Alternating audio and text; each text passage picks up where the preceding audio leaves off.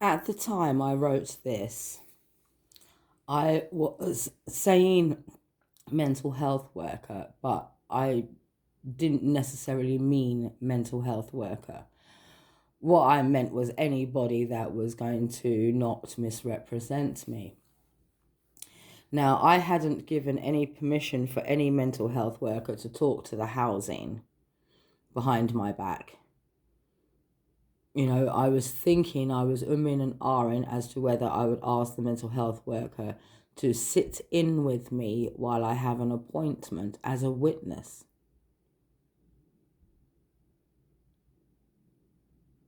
Because what has been happening since I've moved here is extremely damaging to my mental health, as well as that my physical health has deteriorated since living here too.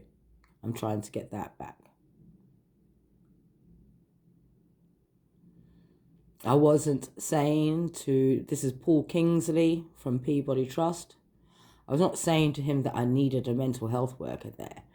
I was just saying that I wanted to arrange an appointment, and I was thinking, although I didn't say that, I wanted to arrange an appointment, and I said, because that was the people I was talking with at the time, that I would probably ask, you can see what I said.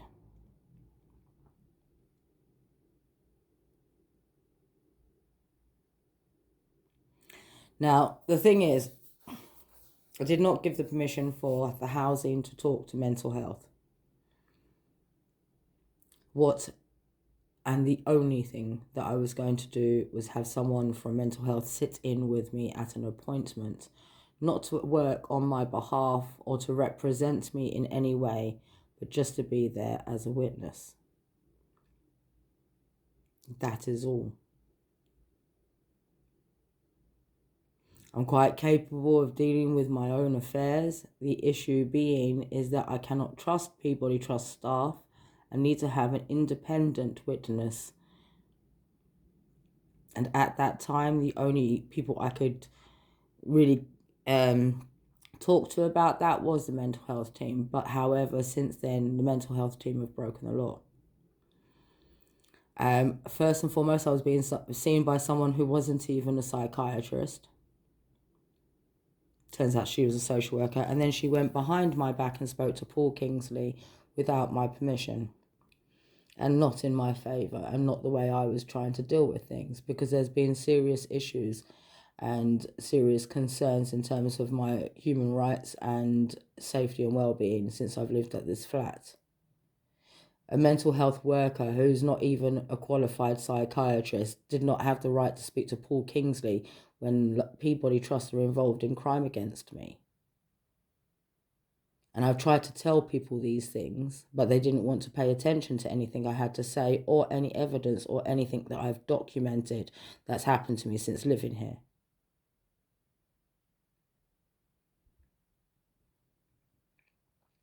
I went to Peabody Trust by myself and decided after I had written this, and another email which I'm about to show you in a while, I had gone to Peabody Trust by myself, had spoken to somebody saying I wanted to complain about the things I'd gone through and that I was a vulnerable woman. I was told that I would be dealing with a woman, but that didn't happen. They put a man onto the case when it was like, how can you possibly understand my well-being? And what I'm going to show you shows you how little he could give a crap about what's happening to me. He didn't even ask me about it. These are things that everybody has the right to not experience where they live, whether they are renting, leases, or full-blown owners. It does not matter. You have the right to not be abused. You have the right to your human rights being upheld, your safety, your well-being, your privacy. These people at Peabody Trust don't know me. What they know is what people who despise me, who live around me, have told them. And the fact that they are criminals. They are involved in crime towards me, and there's numerous amounts of evidence to that fact. So I did go to their office. One of the things that I wanted to do was to have my conditions put on record so that they would treat me accordingly, especially as I am autistic and the tone that you take with me can affect the way I respond.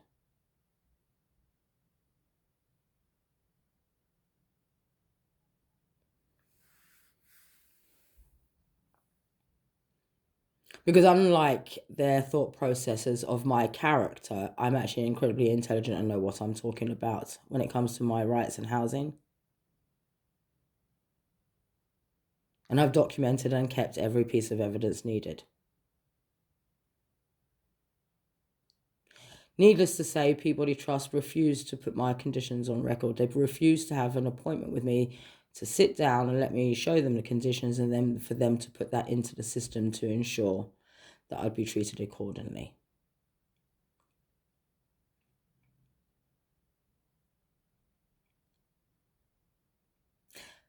Peabody Trust have gone behind my back on more than one occasion and interfered with aspects of my personal life which they do not have the right to do.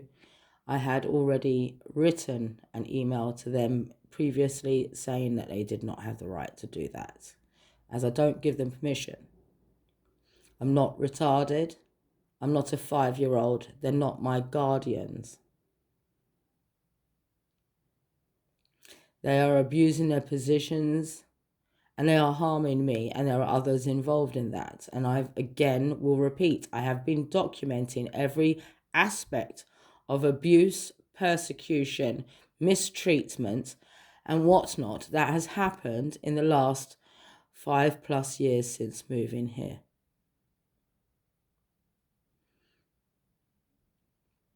I'm now going to show you his response. Now, this is Paul Kingsley's response. And he says in here, past experiences. No, continued experiences. These things have been continually happening to me since I've lived at Lupino Court, these human rights atrocities.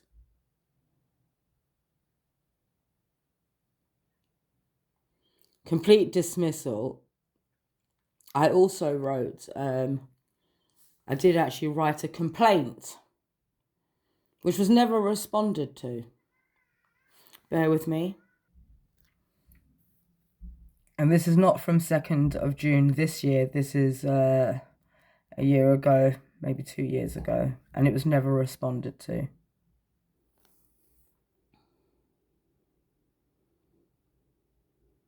And this, to me, this is like, why should I provide you with details of care coordinator? You don't own me. You are just staff members for a housing team. I'm not incapable of dealing with my own life. That is not what you should be asking me. What you should be asking me is what is happening at Lupino Court that is causing such distress. Provide me with the evidence that you've been harmed, which I've got. I'm not a child. I'm not 5 years old. It is none of the housing's business what care coordinator or healthcare professional that I may be having appointments with. It's none of their business. They don't have the right to pry into my personal life. I am not in a children's home. I'm an adult renting a flat. How would they feel if someone did that to them? They're not my parents. They're not my guardians. And quite honestly, they do not give two hoots about my safety, my well-being, or my life, or they would have moved me from here when I first told Peabody Trust staff members at the beginning of 2021 that I was also being targeted here.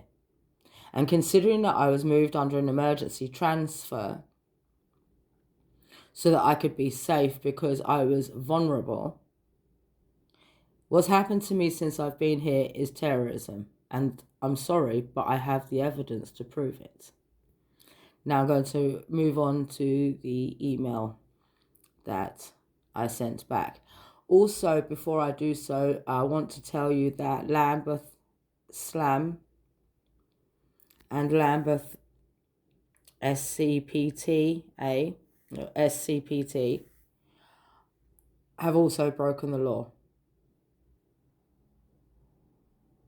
My records have been messed with. They have dismissed serious trauma that I have gone through. They went behind my back and spoke to a housing team of which I had already told them that I'd been subjected to crime committed by people in housing. So they really should not have been doing those things. They're meant to be working there, not to please housing. They're meant to be there to help the person get themselves mentally healthy again. It doesn't mean that they own me and have the right to go behind my back. I'm not incapable of dealing with my own affairs. I'm not a retard. I don't need that sort of assistance.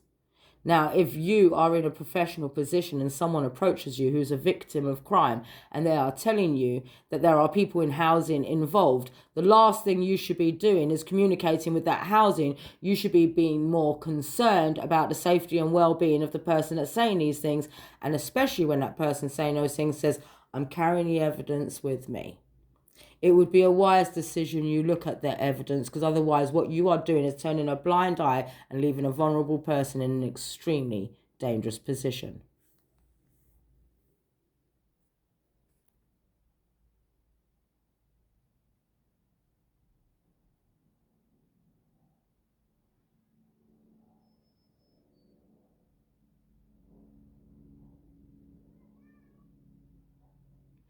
To be honest, I don't even think that housing need proof of conditions unless you are fully disabled and need some adaptations to your flat. Like, for example, I have a giant hernia. I should not be carrying things up and down 3 flights of stairs.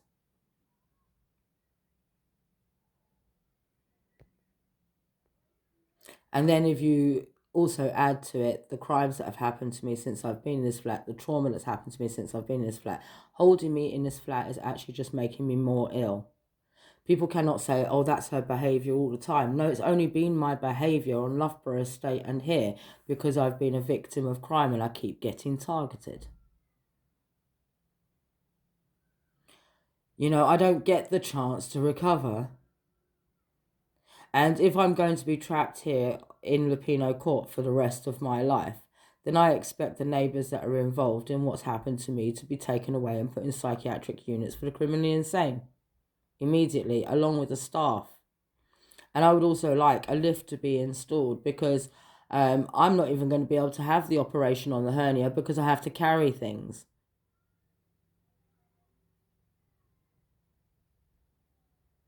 I can't leave certain things in my flat. I have to have them with me at all times because my flat was broken into twice. The first time it took Peabody Trust over 3 months to fix the door, the front door.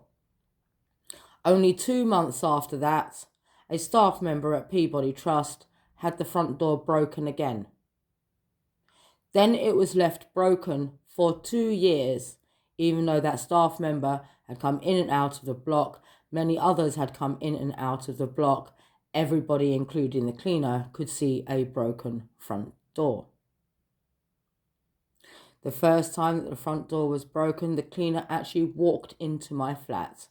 I stopped him. Well, he went to walk into my flat. I stopped him before he did and told him that he has no right to enter anyone's flat, even if their door is wide open.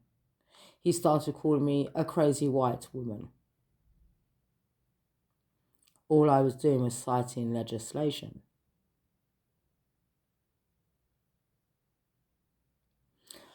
Moved under emergency transfer because I was a victim of crime. I have been so badly mistreated since I've been here, it's ridiculous, and the lack of acknowledgement from people makes me feel sick. That's what's exasperating it even more, because I don't lie. I am sick and tired of being continuously abused by people that don't even know me. And then people who are misjudging me, because what they're doing is they're judging me based on the reaction of the trauma that people have put me through.